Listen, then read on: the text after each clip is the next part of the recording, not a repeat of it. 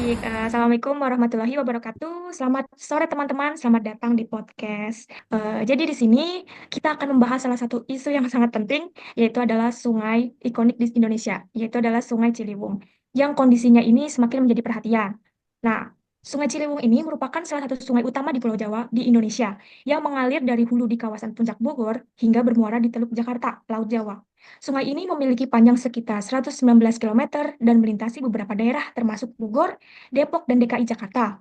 Ciliwung ini menjadi sungai yang sangat penting secara ekologis, sosial, dan historis, terutama karena berfungsi sebagai sumber air, tempat tinggal, ekosistem, dan bagian dari kehidupan masyarakat yang tinggal di sekitarnya.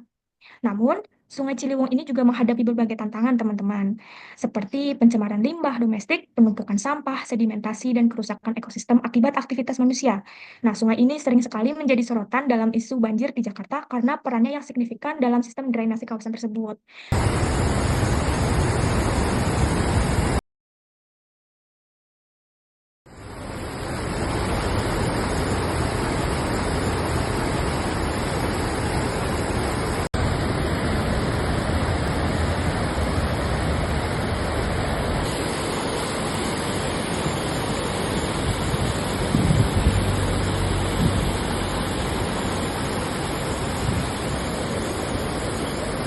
Dari Telaga Tepat, nah ketemu sama yang dari Gunung Gede Pangrango juga, kecil tuh tapi sumbernya. Nah ini masuk nih, gabung mereka, gabung jadi sungai yang lumayan gede ke bawah sana. Nah ini nanti bakalan ke yang Bogor. Pak, kalau udah mulai ke bawah ini udah mulai banyak sampah. Yang ini tuh cagak dari Telaga Saat, beda lagi sama yang tadi dia tahu. Ini sumbernya beda, ini udah banyak sampah. Oke, di sini kita akan membahas sedikit terkait segmen satu yang tadi kita lihat. Baik, untuk segmen satu, Mbak Monik. Oke, baik. Makasih Mbak Nabila. Dari teman-teman udah melihat ya dari video yang sudah ditampilkan oleh Mbak Nabila. Di segmen satu ini saya ambil di beberapa titik lokasi. Contohnya satunya ada di dekat Masjid Atta-Awun, terus di dekat agrowisata Gunung Mas, dan beberapa lokasi lain yang di daerah Puncak. Lalu di sini mungkin teman-teman bisa lihat juga dari sungai tersebut masih banyak vegetasi yang mendominasi di sekitar sungainya. Terus vegetasinya juga meliputi pohon besar dan semak-semak di sepanjang tepian. Dan ada tantangan nih serius seperti kemiringan yang curam dan perbedaan elevasi yang membuat si aliran air ini menjadi super kritis. Namun dapat dilihat dari video yang diambil bahwa sudah terbangun beberapa pondasi untuk menahan erosi di tepi-tepi sungai. Saat menarik sekali, mungkin ada pertanyaan dari rekan-rekan. Izin bertanya, Mbak, bagaimana dengan potensi pengendapan dan dampak terhadap ekosistem sekitar ya? Oke, makasih Mbak Ana. Pertanyaannya menarik banget nih. Nah, kalau untuk vegetasinya ini kan di sana cukup baik ya. Terus di sini juga di segmen ini belum ada pengendapan, namun erosi tetap menjadi ancaman nih buat di sekitar sungai di daerah puncak tersebut, meskipun sudah ada pondasi penahan di beberapa titiknya. Jadi benar-benar harus diwaspadain juga ya terhadap pengendapan dan erosi di sungai tersebut. Boleh saya bertanya Kak Moni? Boleh?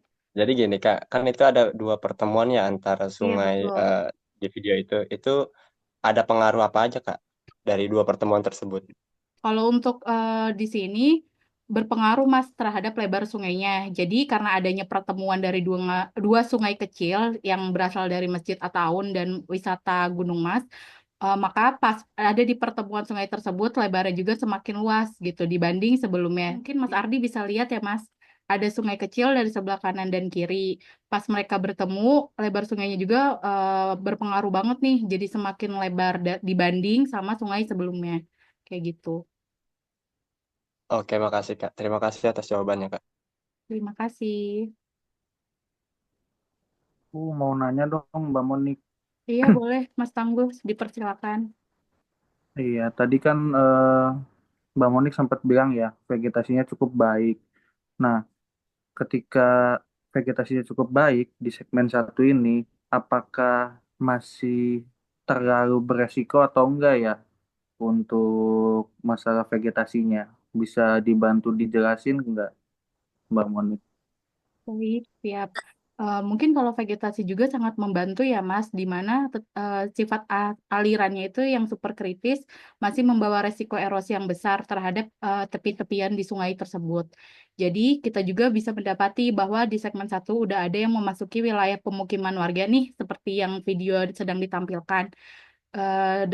Di titik-titik tersebut terdapat sumber pencemaran air berupa kayak buangan air limbah domestik dan sampah-sampah yang terbawa ataupun tersangkut di badan air.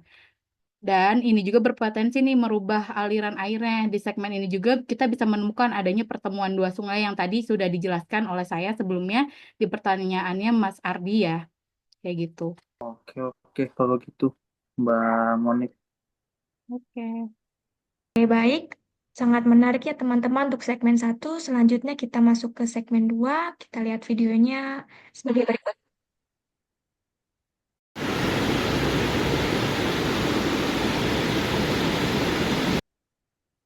Nah, teman-teman, untuk di segmen 2 ini, saya ngambil titik lokasinya ada di lapangan Sempur ya, di Kota Bogor.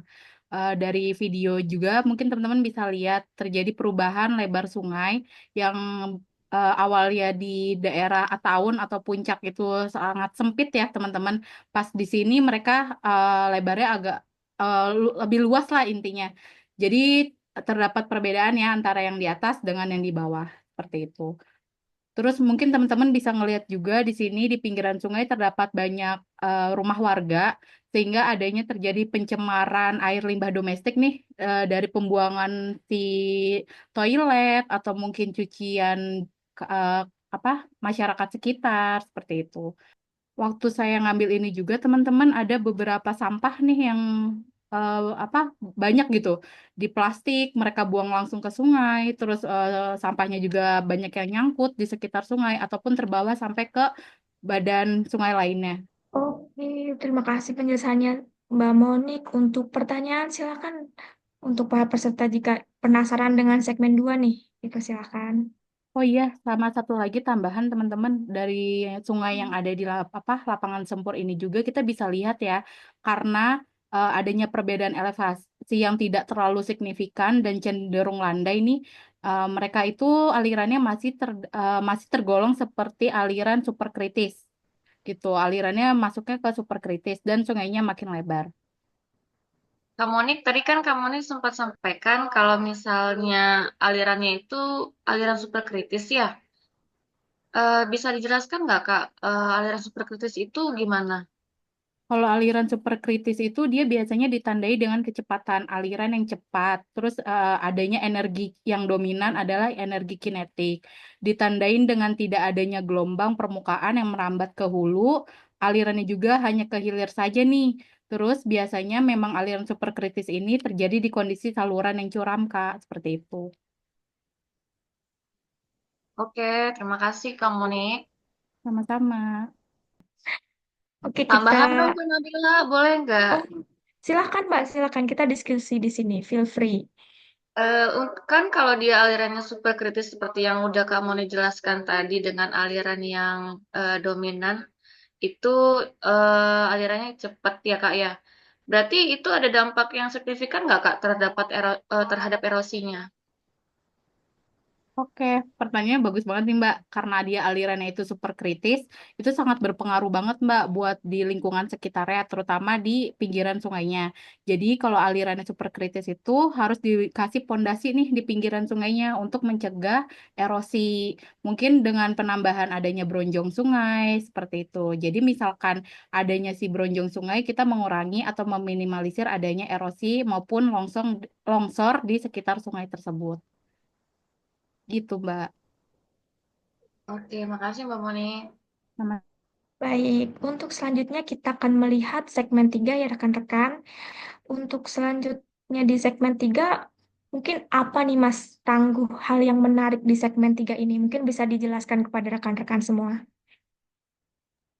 Oke, untuk segmen 3 ini ya, saya itu mengambil di daerah Sukhati Cibinong, Mbak. teman-teman ya. Jadi memang untuk segmen 3 ini yang menarik adalah alirannya malah cukup tenang di sini. Berbeda dengan segmen-segmen sebelumnya ya. Namun debit air cenderung meningkat pada saat musim hujan kalau di sini. Terus juga dapat kita lihat di video-video ini kan di pinggir-pinggiran banyak sampah yang tergenang gitu. Wah, Terus menarik juga sekali ya. Mhm. menarik banget Mbak. Terus juga di sini tuh kayaknya karena minim pemukiman ya. Jadi di tepiannya itu tidak ada pondasinya Mbak. Baik dari brojong ataupun pondasi beton dari pemerintah gitu ya. Baik, jika teman-teman ada yang ditanyakan nih tentang segmen 3, silahkan saja teman-teman. Langsung. Saya mau bertanya boleh? Oh, silahkan Mbak. Oke, Mas Tangguh, saya mau tanya nih Mas, dari aliran yang sudah diperlihatkan di video tersebut, di titik lokasinya di Cibinong ya Mas ya? Iya, betul Ya. Mbak. Itu Betul betul. alirannya termasuk subkritis bukan sih Mas? Iya, betul betul banget Mbak Monik karena alirannya tergolong genang kan. Apa namanya? Tenang. Jadi dia juga kecepatannya lambat. Jadi termasuknya subkritis. Terus aliran ini berbeda sih dengan aliran-aliran di segmen sebelumnya yang tergolong superkritis ya. Karena di sini kondisi salurannya atau sungainya itu memang cenderung landai dan bisa ditandai dengan beberapa aliran yang ada yang sedikit masih bisa merambat ke hulu, nggak cuman ke hilir aja Mbak, gitu. Mungkin berbeda ya kondisinya pada saat lagi hujan yang besar atau lagi ada banjir bandang gitu. Kalau pada saat saya ambil di Cibinong sih memang cenderung subkritis. Oke, terima kasih Mas Tangguh. Kalau misalnya selain pengendapan ini, Mas, mungkin saya agak penasaran nih. Selain pengendapan ini, efek lainnya tuh apa ya, Mas Tangguh? Ah, kalau selain pengendapan, yang terjadi adalah mungkin mulai membeloknya ya sungai-sungai ini. Karena alirannya nggak cukup kuat untuk mererosi struktur yang keras, sehingga airnya akan mulai mencari struktur keras gitu. Atau mencari struktur yang ringan dan mudah dierosi, sehingga terjadilah aliran yang rada kurang stabil gitu ya. Sebelah belok ke kanan, belok ke kiri gitu. Atau Hmm. biasa disebut dengan apa ya bahasanya, saya lupa. Meander gitu ya. Oh, oke, oke. Kayak Iya, gitu. betul. Ya, saya juga lihat ini agak berkelok-kelok ya. Nah, mungkin Iya. kita lanjut ke segmen berikutnya gitu ya, rekan-rekan. Jadi kita masuk ke segmen 4.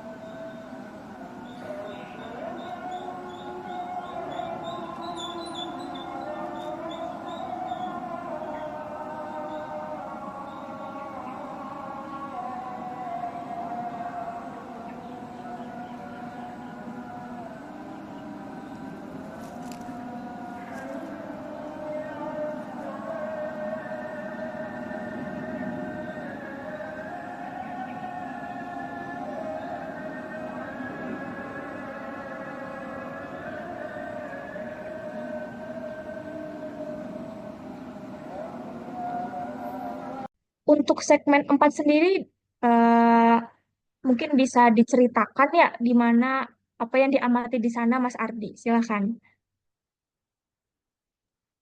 Ya, terima kasih Mbak Nabila dan saya akan menjelaskan ya Mbak pada teman-teman juga.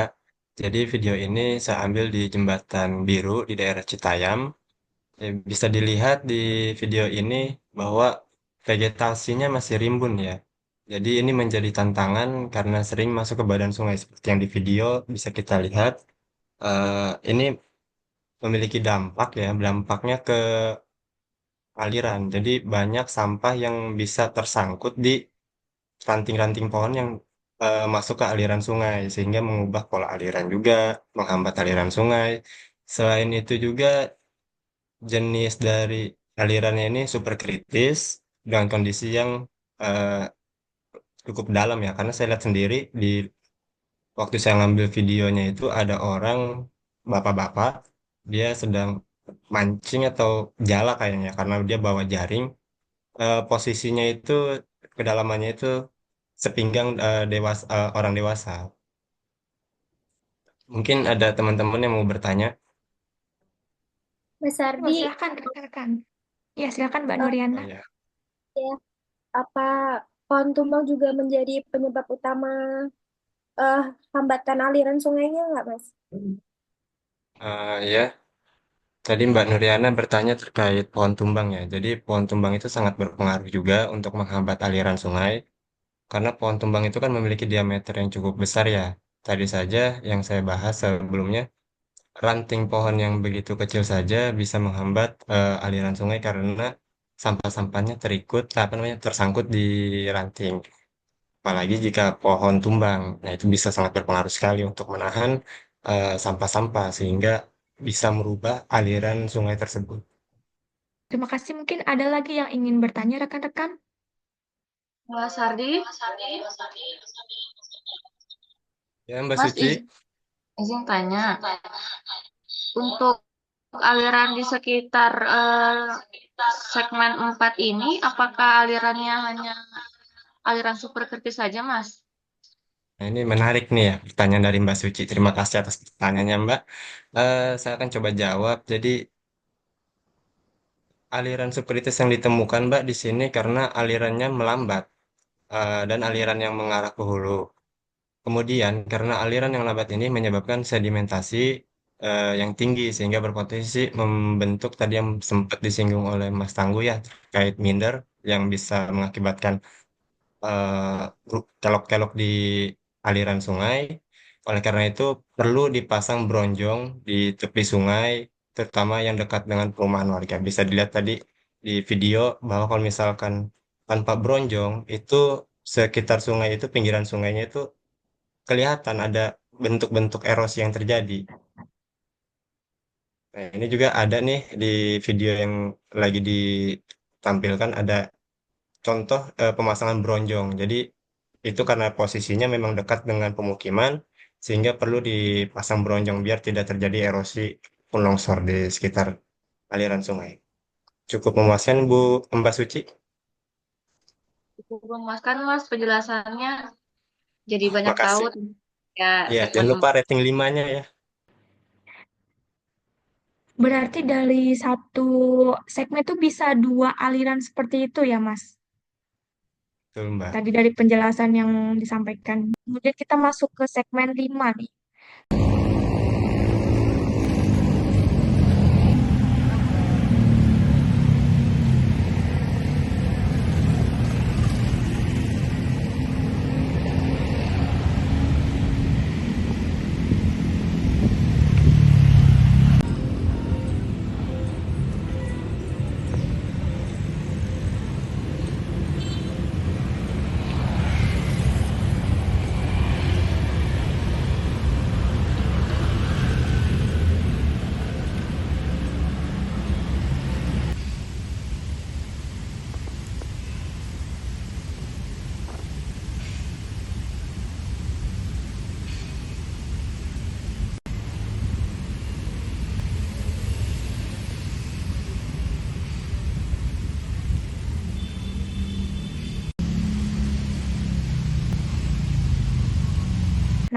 memasuki segmen-segmen akhir. Jadi mungkin bisa dijelaskan apa sih yang menarik dari segmen yang hampir akhir ini, Mbak Suci? Mungkin bisa dijelaskan, Mbak, di mana pengambilannya dan apa hal-hal yang cukup unik di sini, Mbak. Baik, untuk segmen 5 ini kita ambilnya di area Jalan Sultan Agung sebelum Stasiun Manggarai dan ada di area Menteng. Yang di video yang ditampilkan ini ada di area sebelum Stasiun Manggarai, yang mana terdapat sampah di sekitarannya, terdapat kontaminasi limbah sampah, alirannya itu termasuk kritis dan vegetasinya sangat minim. Terdapat brojong juga di sekitaran sungai untuk menahan terjadinya longsor dikarenakan pemukiman di sini cukup padat ya teman-teman. Airnya ini juga dimanfaatkan oleh masyarakat sekitar, dan untuk yang di area Menteng ini sudah mulai alirannya itu sudah mulai mengecil ya teman-teman ya. Tidak sama seperti yang area Manggarai tadi, walaupun areanya sangat dekat, tapi ini sungainya sudah cukup keruh dikarenakan mungkin ada percabangan yang terjadi di sini. Sudah tidak ada batuan lagi, terdapat fondasi di tepian. Izin bertanya ya. Oke, pertanyaan yang pertama, Mbak Suci, apa karena ini ya, apa sungainya itu dekat dengan masyarakat ya?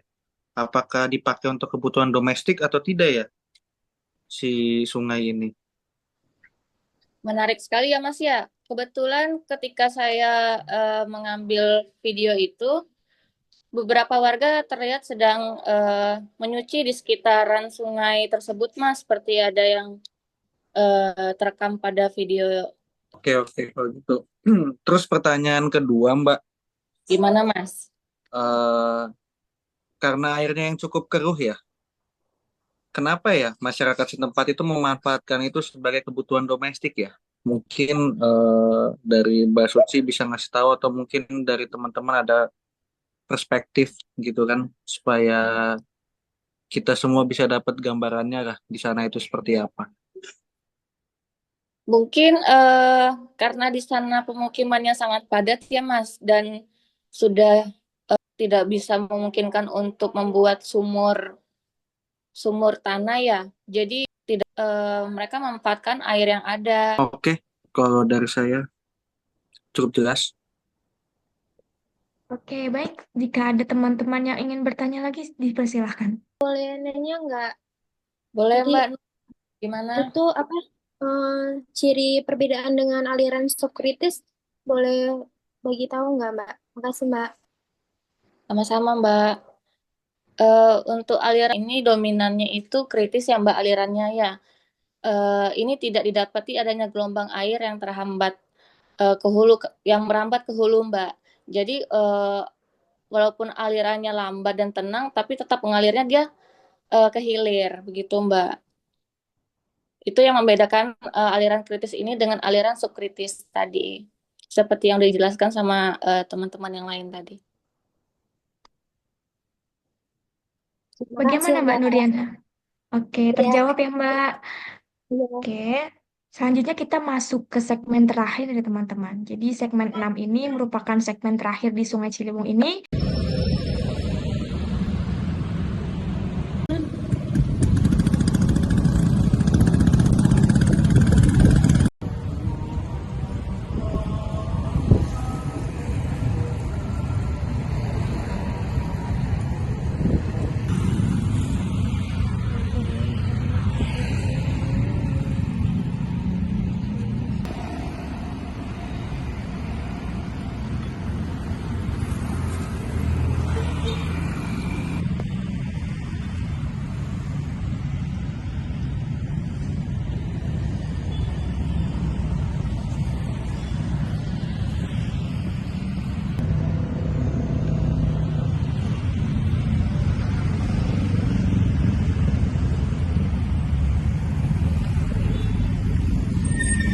Mungkin bisa sambil dijelaskan ya Mas Faiz terkait segmen 6 ini. Silahkan Mas. Oke, baik. Untuk ke segmen 6 ini merupakan bagian hilir dari Sungai Ciliwung itu sendiri ya, di mana dari videonya itu kondisinya sudah masuk ke subkritis dengan banyak sedimentasi, yang mana sedimentasinya itu terbawa yang dari aliran hulu dari yang sebelumnya tadi, dari beberapa segmen sebelumnya tadi. Akan tetapi ada beberapa upaya penanggulangan atau mitigasi dengan melakukan penyaringan sampah di pintu air Manggarai. Seperti itu.